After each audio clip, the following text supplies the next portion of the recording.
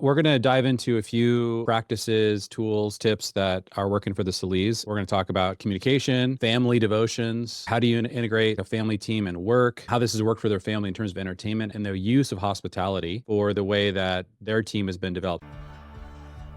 Hi, welcome to the Family Teams podcast. Our goal here is to help your family become a multi-generational team on mission by providing you with biblically rooted concepts, tools, and rhythms. Your hosts are Jeremy Pryor and Jefferson Bethke, and we can't wait to chat about all things family. Hey, everybody, welcome back to the podcast. So I'm very excited about this. This is going to be a regular occurrence, a monthly occurrence on the Family Teams podcast. You guys hear a lot from me and April and different people in the community. We talk motherhood, we talk fatherhood.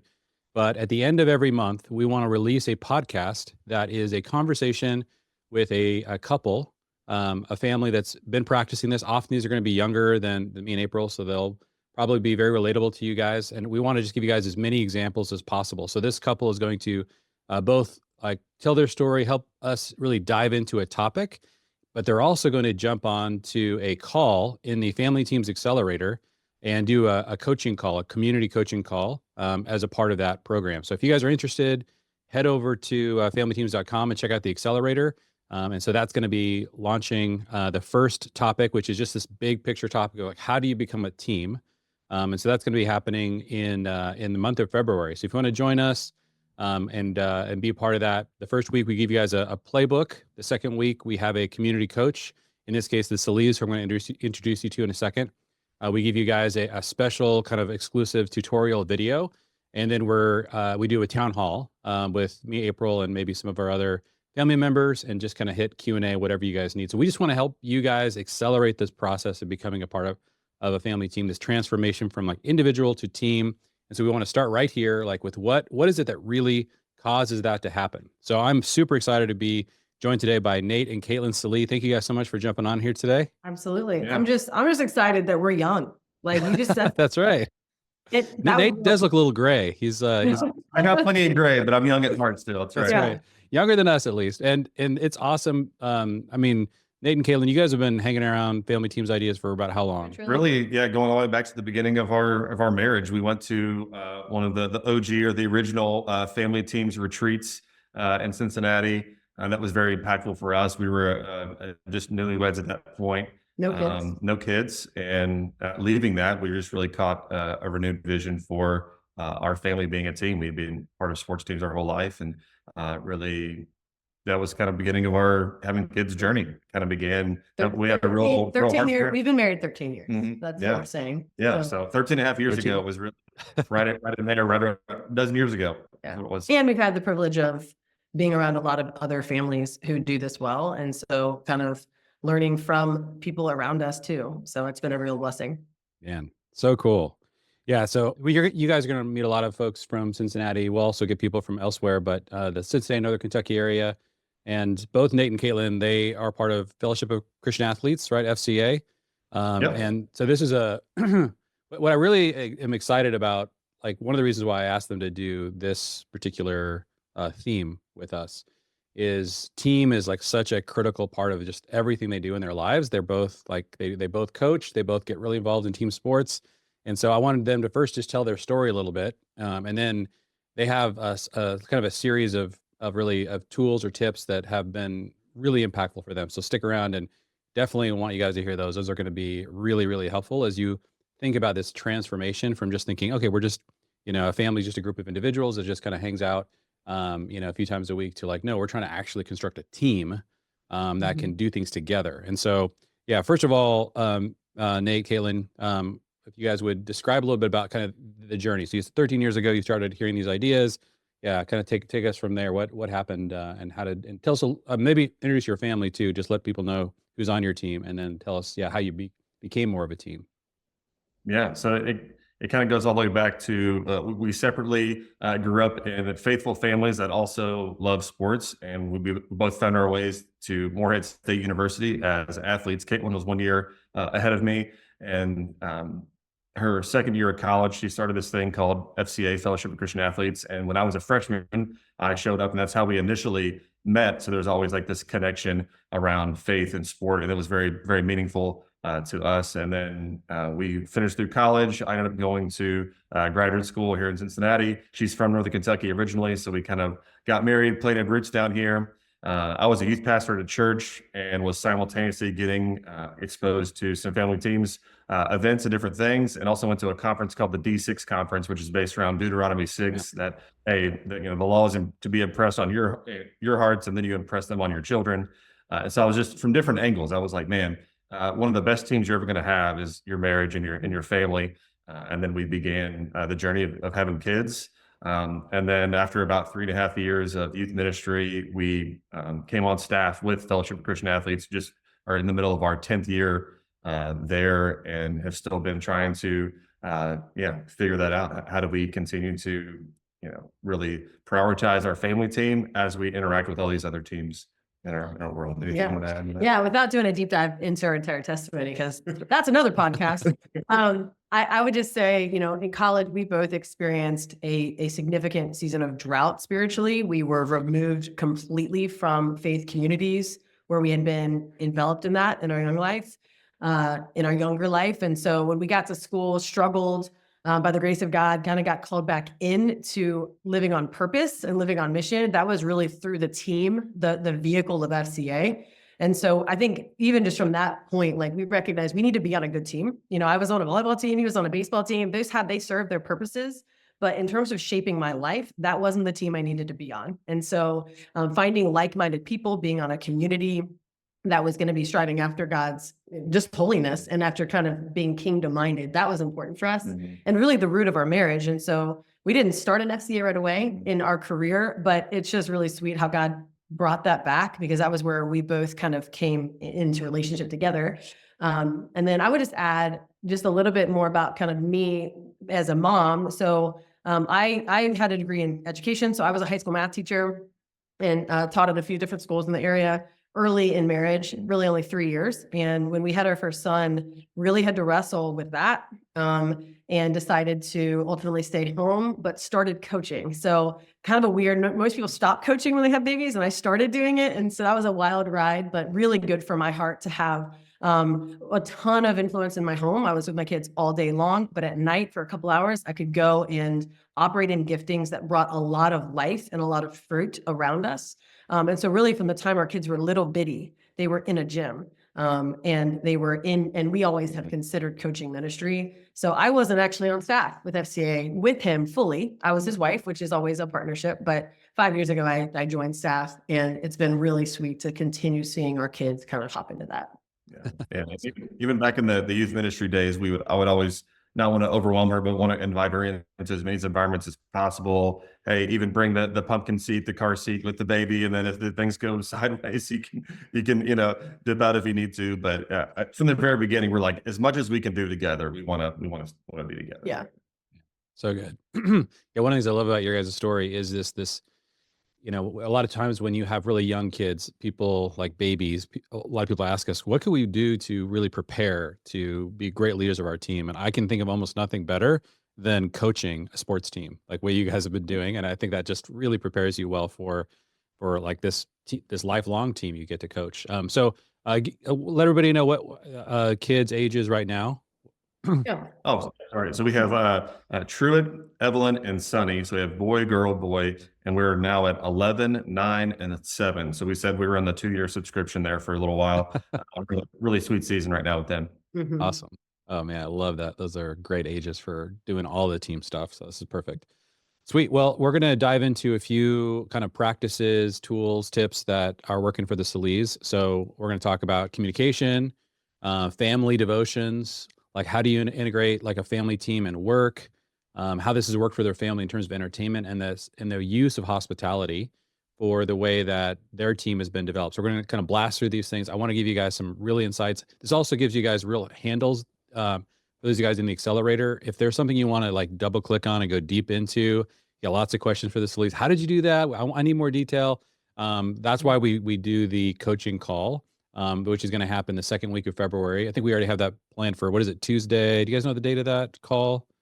I think it's February 13th, but yes, 13th, the day before Valentine's Day. I remember now. So yeah, you guys are that evening on February 13th. So if you're in the accelerator, or you want to jump in there and drill into any of these topics, then you can find out more from the Sallees on that call. So I'm really excited for them to be able to share more with you guys. So we're gonna start with communication, which is so important in a team. So tell us a little bit about how that has worked for your team.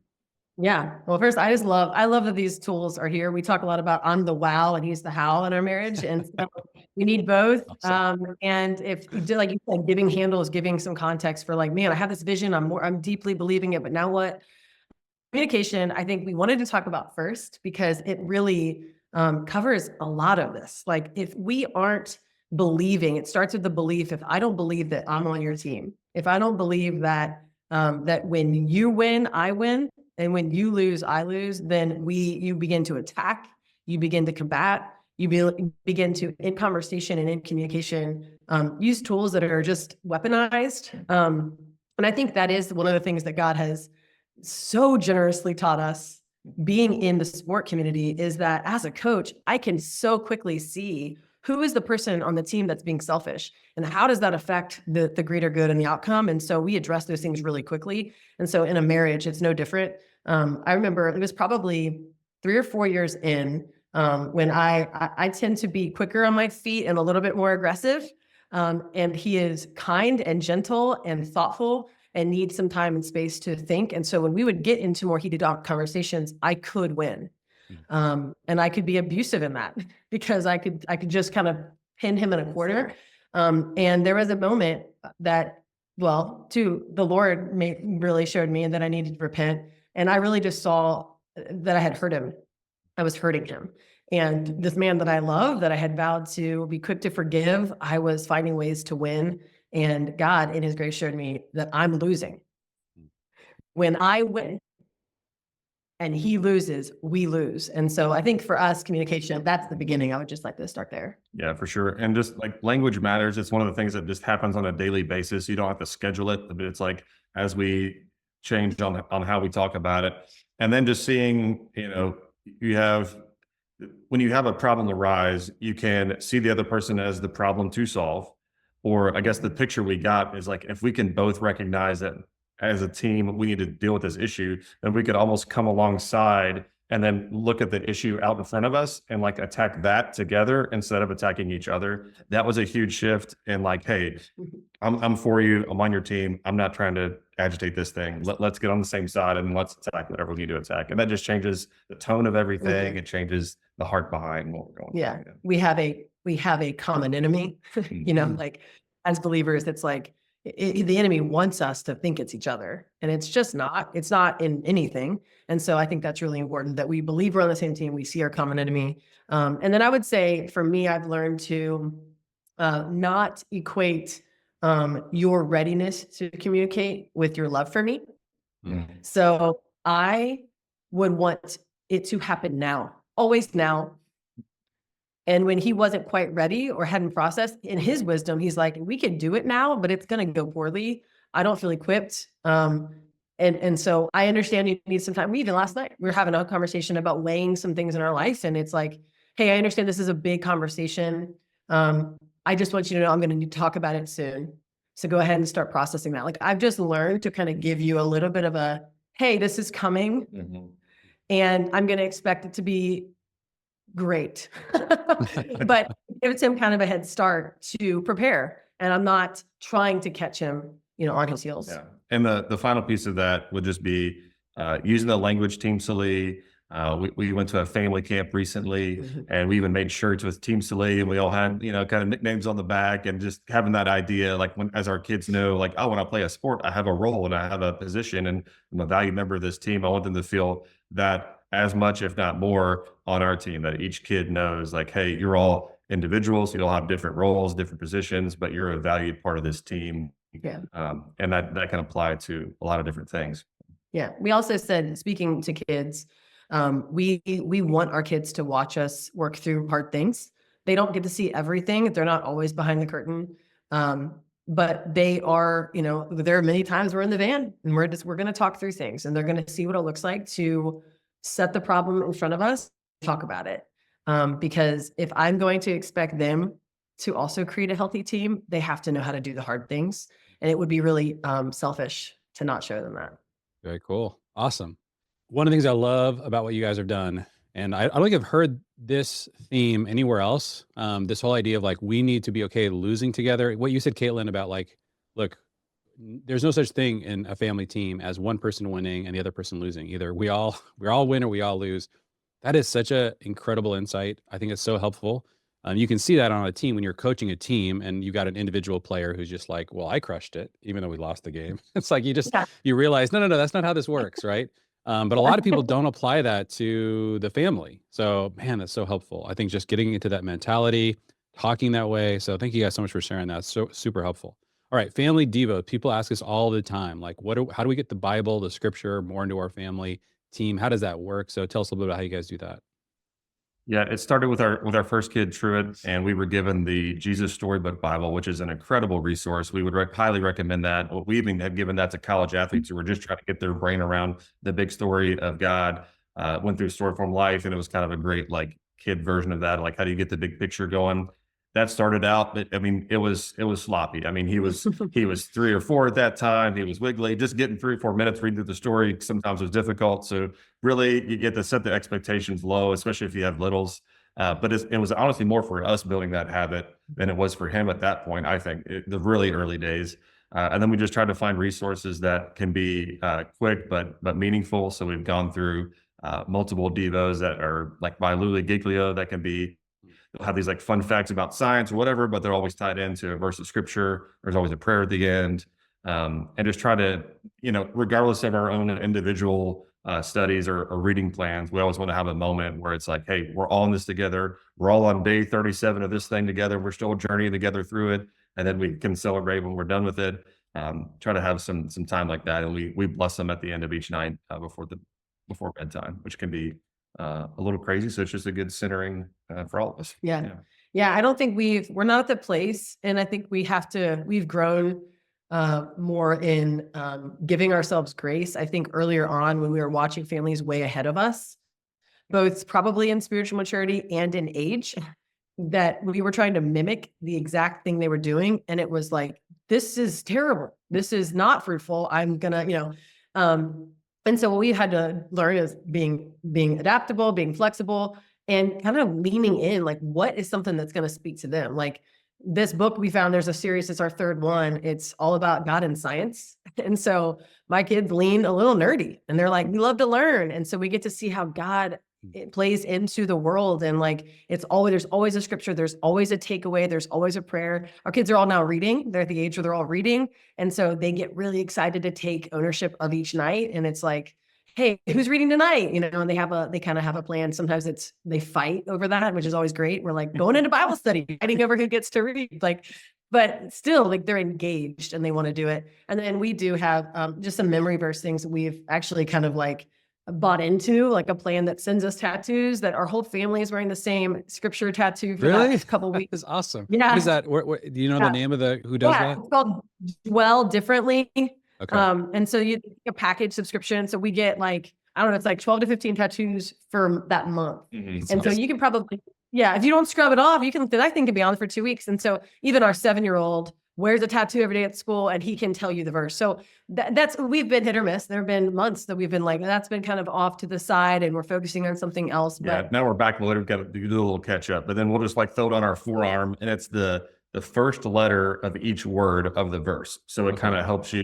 It's like just enough to you need to memorize it, but it also kind of helps you along the way. And you get a lot of good questions and conversations out of that too. Well, yeah. So we haven't talked a lot about the deep dive of like what we do in ministry, but we're both really engaged in KU. So weekly we're with a bunch of college athletes.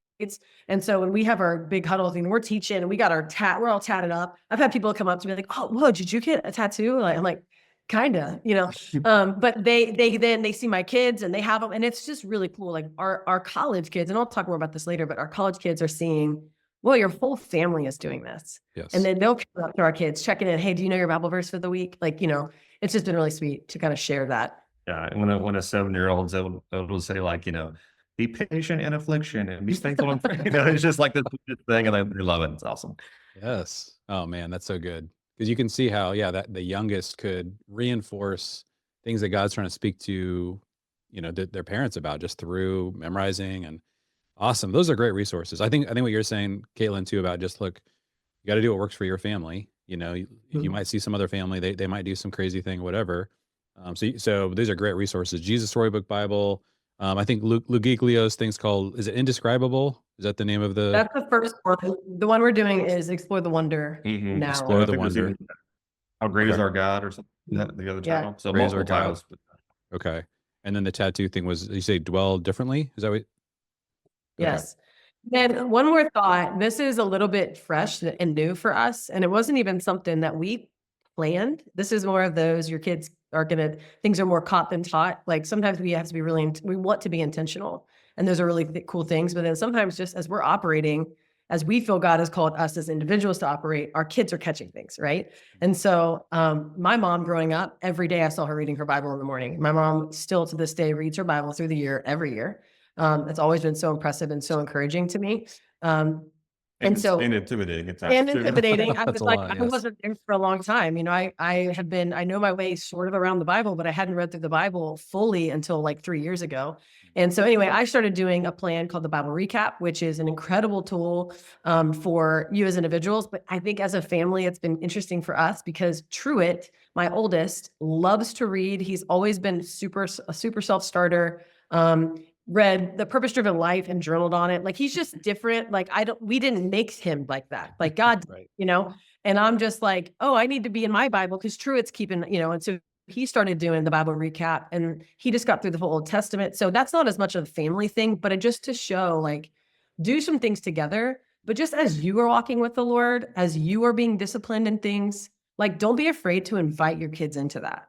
You don't know when things change until they change. Right. And so he got to the place where he was like, he was listening to the podcasts with me. Like there's a commentary podcast every day. He was listening to them in the morning, asking good questions. And then one day he was just like, can I do this? And I was like, yes, you can. Let's do it. So that's just another one. It's another Yeah. good tool. I love that insight. You don't know, like your kids are leveling up constantly cognitively in terms of curiosity. And so, yeah, they might suddenly start asking questions or wanting to get more advanced. And that's why being a step ahead and inviting them into that. That's so cool. Okay. That's super helpful, guys. Thank you for just those tools. And I think that's great. So family at work. So how does this work for you guys? So this is something people constantly are struggling with. And that is like, there's this giant block of time that just Yeah. in most people's calendars just say, family off limits, this is where I buckle down and just get our work done. So I know this, every time we bring this up, people come from very different work situations, some that are flexible, some that are not. So we just want to expose everybody to as many ideas as possible for how this could work. And so, yeah, I'd love to hear how this is working for you guys. Yeah, you don't want to be sensitive because we have a job that is very appointment based. It is flexible. There's pros and cons of that. So in some ways, it's kind of entrepreneurial. So we're Fellowship of Christian Athletes. We have staff and volunteers and groups all over Northern Kentucky area across different regions, and we post up a lot here at campus at Northern Kentucky University. But just looking for the opportunities that you might just like default to be like, oh, the kids couldn't come to that. But just actually give yourself a moment to like filter that, like under what conditions could that happen or what does that look like? So we have during the school year, every Monday night is a meeting here at NKU. A lot of the nights our kids don't come with us, but there's certain like outreach events or larger events where we know, hey, there's going to be testimonies or baptisms or worship nights or different things where it wouldn't make sense. And I just want to say the only reason they're not at every single one of them is just because it's late and it would be physically hard on them. But every time they're here, there's value. And so we've actually had to play with that. There have been some seasons where our kids are at everything. And then there's some seasons where it's like, okay, we need to be more thoughtful of when specifically we're inviting them in. And now we're at the age where, back when they were younger, we would just be like, we would have to be more flexible to one of us would have to leave the room if a kid needed to leave the room. Now it's like the expectation is that if you're coming, you're a part of this. And so we try to give them as much clarity on their role and the expectations we have for them as possible. And so we just had a really cool, I know this isn't even on the notes, but we just had a really cool worship night here. It was kind of a spontaneous thing that happened. We had like 30, 35 athletes down here one night, and we had been gone all weekend. We had a college retreat backed up to a marriage retreat, and our kids were with Granny all weekend. They weren't with us. And then we felt the deficit of that. So we get home and there's this worship night that was so sweet and spontaneous. We wanted to be a part of it. So we just brought them with us. And it ended up being like our kid, Truett, shared a word at the end. And, he was like, I'm getting kind of hot. It's a little sweaty. He was feeling like the Lord, like, I want you to say this. And each in front of a room of 30 D1 athletes, Truett delivers this word on the cost of discipleship. And it blessed the room. And just reminding our kids that you are no less part of the body because you're 11, 9, and 7. And if you have a word from God, let's go, and so they're not in everything. That would be crazy. Yeah. It would be hard on them. And we found ways to balance that. So the other kind of venue too is like with coaching volleyball. In the early days, I would sometimes show up to the gym with a stroller and be like, we might be here for 20 minutes before things go really south and I need to go. Yeah. But we still would just go and try. And then now that they've gotten older, our daughter Evie is now on the bench during the game. She has a little junior manager shirt. She's like part of the huddles and just getting a front row seat to what's going on.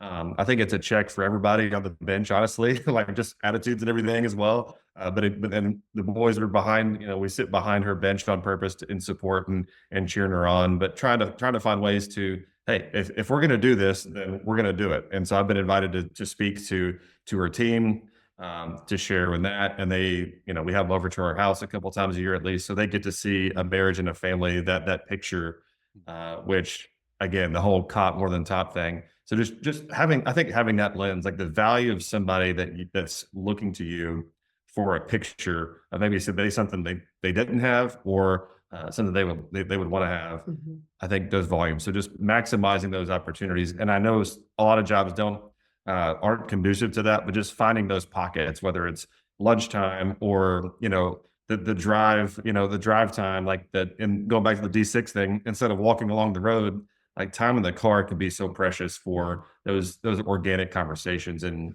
see those as opportunities. Yeah. Yeah. I think a couple of things I wanted to touch on, just for clarity, because I think I want to be honest. When Evie's on the bench with me, there are still boundaries. So I'm in business mode. I flip a switch. I'm pretty intense and she's there to observe and serve. She's not there to ask me a lot of questions. If she needs a snack, she goes to dad. I'm not mom at that moment, outside of a high five or encouragement, or if there's a medical emergency, I'll switch the flip, But so I think that's important to say that we can have boundaries with our kids. And I think that's really healthy because they're going to watch like, oh, I get to see my mom do this thing. And I get to partner with her in this, but I'm not going to be needy here. I can't be needy. If I'm going to be a part of this, I have to be, able to, be old enough to handle that moment. And there's, I think that we're going to talk about hospitality later, but just having, there's been times where we even had one-on-one meetings that I don't anticipate being a super deep spiritual, like it's not like a big crisis type appointment, but I've taken Drew with me. Hey, we're going to go have a smoothie with this guy who just graduated and he's just kind of figuring out some life stuff and he just gets to sit in and just see how the interaction goes. And then we'll debrief it on the back end. And I'll even tell him, hey, I'm going to try to see if the conversation goes this way. Here's what we're praying for. Here's probably his next step and think through some of that. And that was like, just kind of the one-on-one stuff. So it's not always appropriate to do that, but just trying to be discernment on, again, if you're looking for those opportunities, I think they'll pop up. Yeah. It might not be in the ways that we've seen them, but for you just got to keep looking for them. Yeah, totally. Yeah, man, I love it. Yeah, we're going to do a whole month just on this theme, like integrating kids into work. And it is so critical to the team shift that we're describing this month. And so I love that you guys are highlighting that. And it does require training. It requires some experimentation. There are age appropriate times where you just can't do it in that season, but a couple of years later, okay, I think I can train them now so they can be in an environment like this and really understand, okay, mom's wearing this hat. Like you gotta understand what that means when you're in this environment so that we can spend more time together, so that we can experience more togethave. So I think that's so helpful. Okay. Thank you guys for sharing that. I want to add, two more things in my mind on one. We have homeschooled in the past. Our kids are in public school now, and I'm now full-time. So my whole journey of motherhood has been very diverse. I've worked just none. I've worked actually, that's not true. I've always worked a little in different pockets part-time, but now it's the first time for the last year that or 2 years I've been full-time. And so when our kids are in school and I'm working full-time, this is really important to us. Yes. Like, I capture this time. Yeah, I coached at Highlands for 8 years and felt very clearly in my spirit in 2022 that chapter was done for no other reason than God said it was done. It was a great season of my life. And we left and we ended up homeschooling for a year. And then we ended up putting our kids in Walton Verona schools. And I wasn't planning to coach. God called me back into that kind of unexpectedly, but we wouldn't have done it if as a family team, it wasn't going to work. So we sat our kids down. Hey, what does it look like if mom back in the gym? How do you feel about that? They were all pumped. Okay, what does it look like after school? When's the best time for practice to lose the least amount with our family? What days do we need to just not play? I'm not playing on this day. It's sacred. Okay. We're not going to do just creating things that were like, if my kids are in public school, this has to happen. So this became really important to us. And then the second part is not just bringing kids into the work, and again, our work is ministry. So I want to speak to that too. Like maybe it's ministry. Like how do you get your kids involved in the things that you're passionate about in the kingdom? What are their giftings? As a family, what is your DNA? Like, what can you uniquely touch on together? So like, I am better with Nate. So like, why would I not want him in my gym with me? Why would I not want him in a group discipling other athletes with me? Like he's not an assistant coach by title, but he's like my assistant coach in many ways. So he walks into the gym, the girls know him, they trust him. When we're about to play a big game, he comes in and he motivates and he encourages. He just ran into one of the players out randomly at the dentist the other day and she loves him. Hey, Nate, like there is relationship there. So not just bringing your kids into that, but as a couple, I think that is my greatest superpower is that I don't have to do it alone. Is that God blessed me with a partner that's like, I am your complement and I'm with you. So I would just encourage you to find creative ways to do that too. Love it. Yeah, I hope you guys are hearing. One of the reasons why I really was so excited to have Nate and Katelyn on is because you guys have really thought through, okay, we're going to maximize a lot of things. We're going to maximize, mom's going to go and she's going to work and she's going to, coach, and there's going to be a lot of activity there. Dad's going to, so you guys like puzzle pieces have figured this out in ways that are really creative and it's just working for your family. And I think that we want to really emphasize, and I love the way you kind of walk that through, Katelyn. If it was going to hurt the team, in some major way, we're going to shift gears. But if we can figure this out and really get this win-win-win, we're going to try that. We're going to make that happen. And you guys have figured it out. And I think that's super helpful. All right. So yeah, I want to talk about entertainment. So this is something people today, they tend to think about this as an individual thing. It's getting increasingly individualized. This is a real issue. So we want to hit this month. How does this work for you guys? Have you guys brought the family together around this area? Yeah, we're pre kids having phones, which I know is super helpful for this particular stage. Yes. So I know we might not be, the exponential difficulty might be hitting us pretty soon.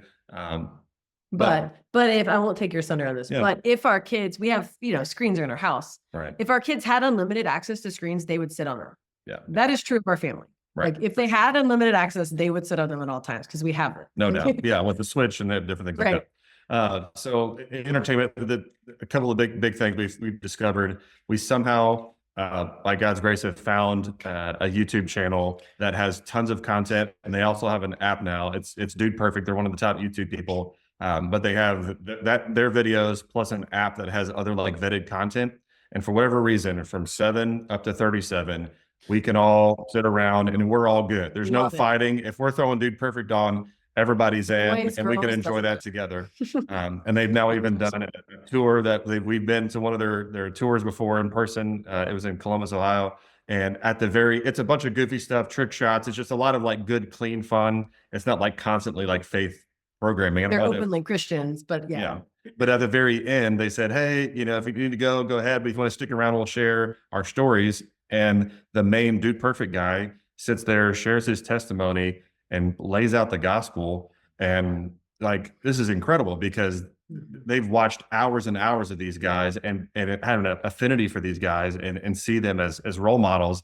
And here they are, the guys that I know that they love and adore are telling them about Jesus. And it was just this really cool was a mixture of fun. We're doing it together, but it also points them to the Lord at different points. So that's just been a huge blessing. If Dude Perfect's listening, give us some tickets or sponsors or something.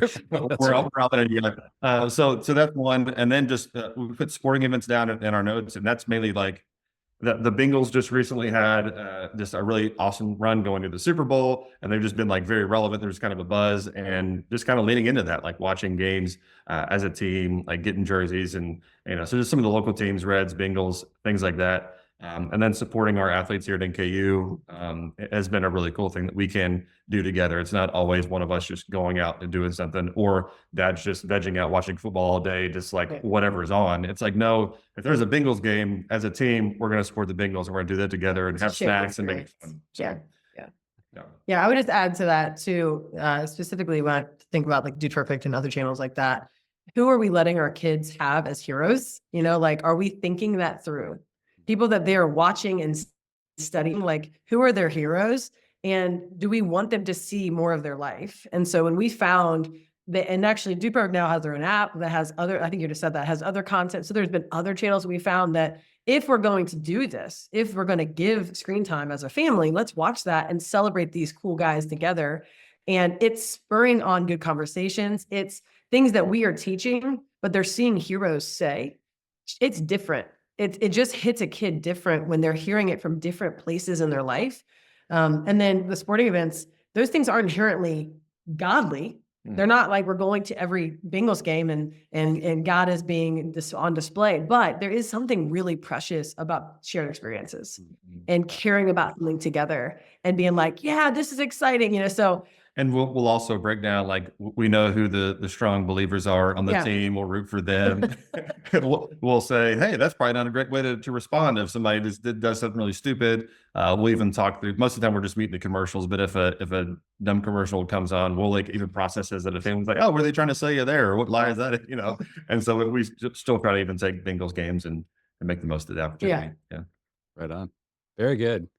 Yeah. I think the real problem that kind of we're all struggling with culturally is with kids. It's screens alone in rooms.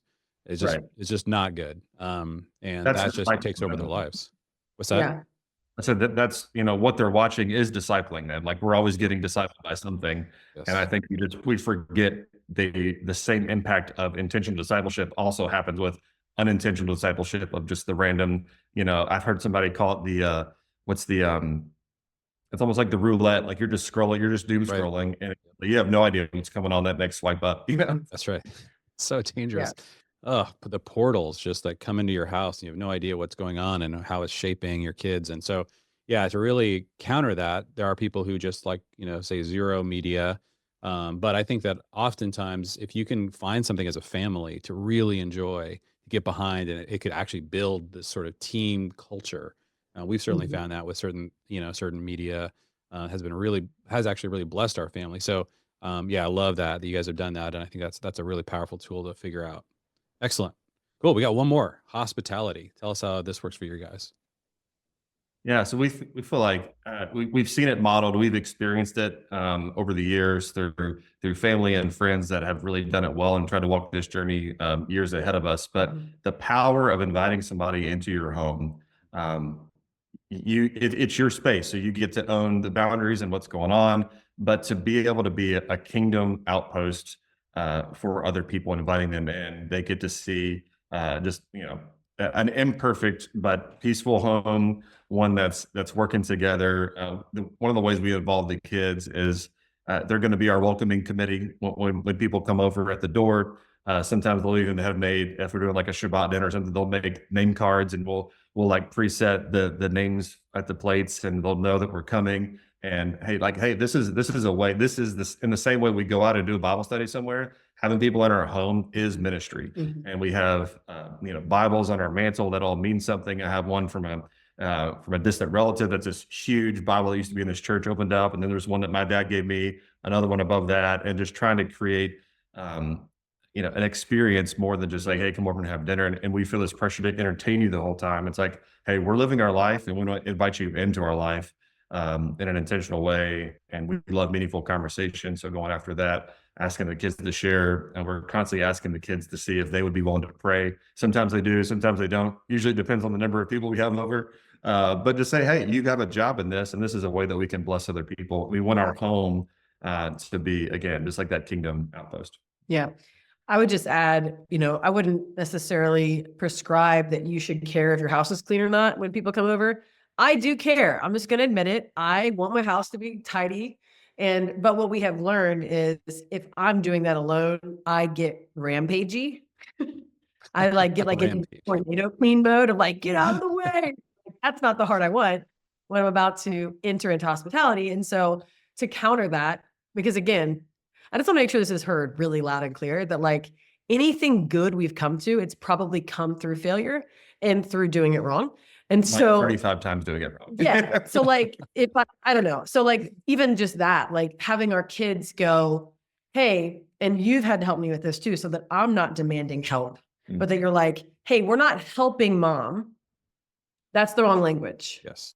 We are cleaning our home to bring people into it. We get to do that. So giving them ownership of the task and not just being all right, guys, stop whatever you're doing and help your needy mom. That's so damaging to the relationship.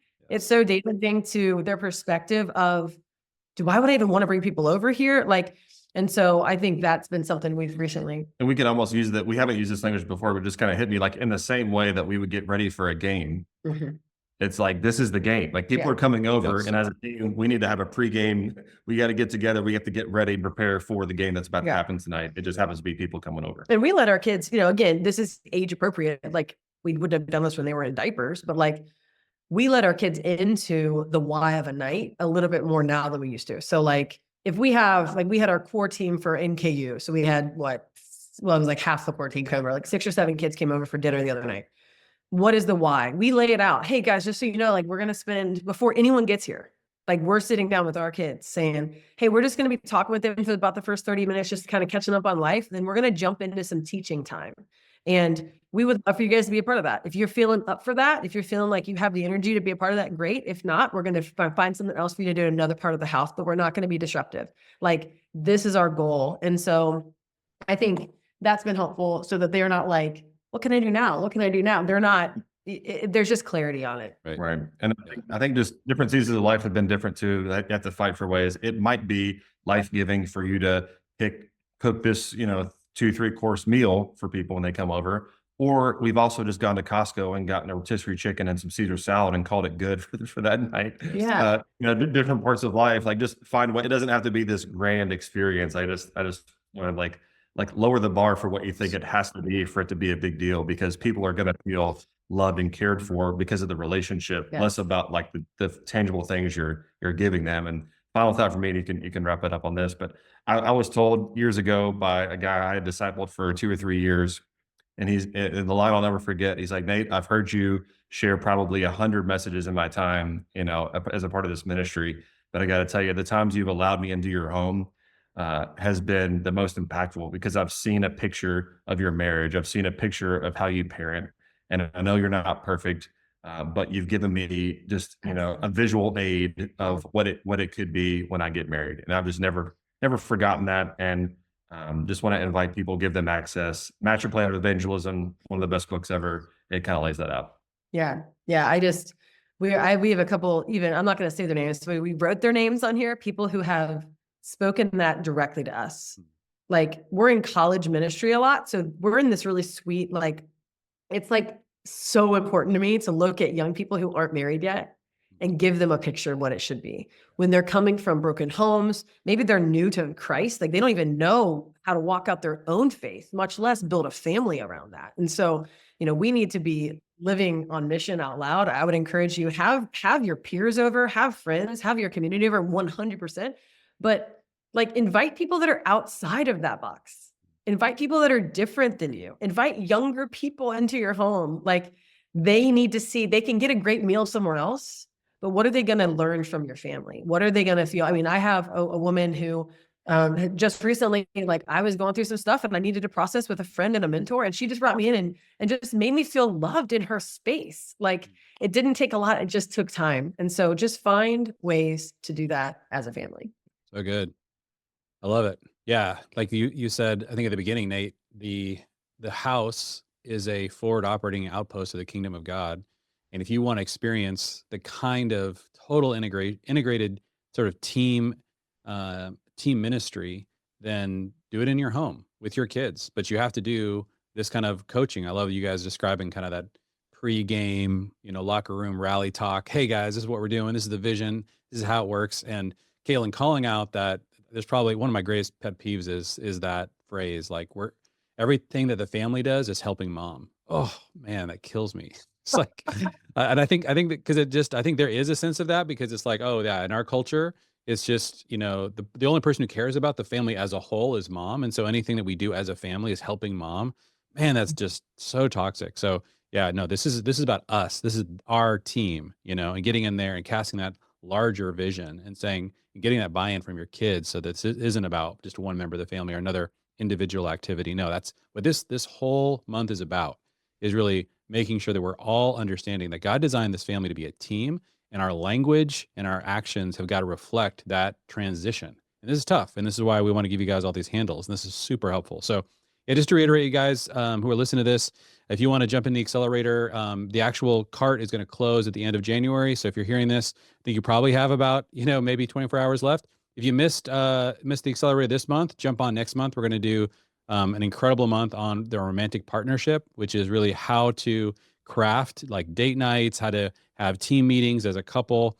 So jump into that. We're going to keep, driving this theme deeper and deeper through that accelerator. So jump over there if you're interested. And those of you guys who are in the accelerator, I can't wait for you guys to actually get to hang out on February 13th with Nate and Katelyn, and just talk about whatever's on your heart. And if you guys, if things that kind of like stirred up these themes or other themes that you guys are we want you guys to share that with the community. That's why we call it a community coaching. And Nate and Katelyn will be there to kind of help facilitate that conversation and, share and answer questions. But we also want you guys just come, what's working for your family? Come and share those wins with us, with the whole community. We want to hear it. And so thank you guys so much for jumping in here today and sharing with us. Yeah. Thanks for having us. I have one thing that's pressing on my heart. Yeah, do it. I feel like we shared a lot of good things, and I just want to remind people that we have gotten this wrong. We have been off balance. There have been seasons where we were trying to be thoughtful and it didn't work right, or like we invited our kids into work too much, or probably the worst one is when we're trying to be so hospitable that we end up not having any alone time as a family. And so just recognizing that you're going to have to constantly weigh this. You're going to have to I'd rather be aggressive and figure that out on the back end, but not apprehensive or slow to move. So take a step in that direction, and then you can always course correct. God is gracious in that. Yes. Yeah. Trial and error, guys. It's no other way to do it. When you're recovering something you haven't seen before, it's going to take a lot of trial and error. So thanks for sharing that, Katelyn. Thank you guys so much for jumping on here, and excited for everybody to get to hang with you guys. Yeah, this has been awesome. Thanks for asking me. Thank you for listening to the Family Teams podcast. If you're enjoying this content or have learned something new, please make sure to leave a rating and review and share with a friend. To stay up to date with our events, new content, and products, you can follow us on Facebook and Instagram @Family Teams.